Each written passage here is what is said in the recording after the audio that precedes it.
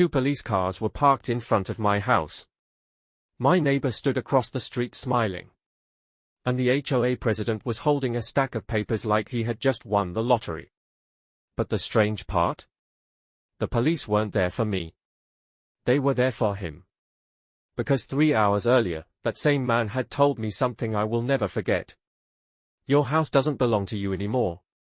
And at that moment, he believed it. My name is Daniel Carter. 5 years ago I bought a quiet house in a neighborhood called Oakwood Ridge. The place looked perfect. Tree-lined streets. Clean sidewalks. Friendly neighbors. And of course, an HOA. At first everything seemed normal. Monthly dues. Occasional emails about trash cans or lawn height. Nothing unusual. Until the day a man named Robert Halstead became HOA president. That's when things started changing. Robert Halstead moved into the biggest house in the neighborhood. Tall guy. Always wearing expensive suits. Driving a black luxury SUV. He talked like a businessman. But acted like a king.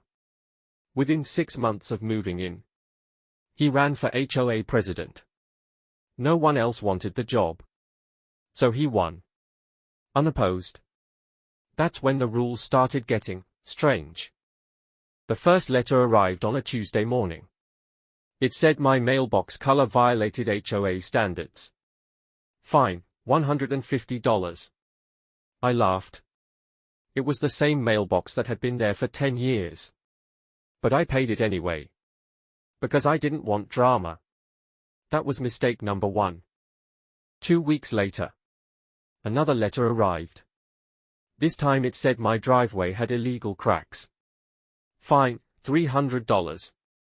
Then another letter. My grass was 0.5 inches too tall. Another fine. Another notice. Another threat. And suddenly I was paying hundreds of dollars every month to keep a house that was already mine. But Robert wasn't finished. Not even close. One evening I noticed something strange. Across the street, Robert had installed a security camera. But it wasn't pointing at his house. It was pointing at mine. 2 days later Robert knocked on my door. He held a folder. Inside were dozens of photos. Photos of my driveway. My lawn. My trash bins. Even my garage door. You've violated HOA rules over 30 times, he said calmly. And the fines now total. He paused dramatically. $12,400. Then Robert said something that made my stomach drop. If you can't pay, we'll place a lien on your house. And if that happens, you could lose it. That's when I realized something. Robert didn't just want fines. He wanted my house. So I started doing something Robert didn't expect. Research. Property records. HOA documents. Legal filings. And that's when I discovered the twist. Robert Halstead didn't actually own his house. The bank did. Robert had been 3 months behind on his mortgage. And according to HOA bylaws, any board member with unpaid debts cannot legally hold office. Meaning Robert was never allowed to be HOA president in the first place. So I called a lawyer. And together, we set a trap.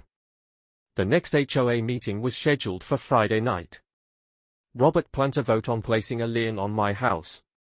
But he didn't know one thing.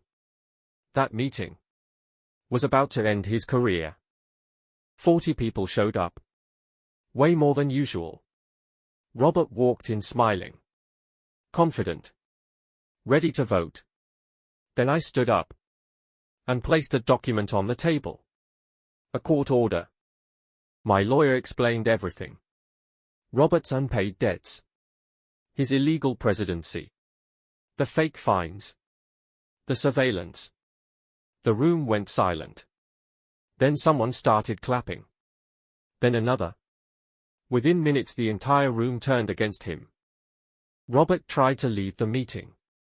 But when he opened the door, 3 police officers were standing outside.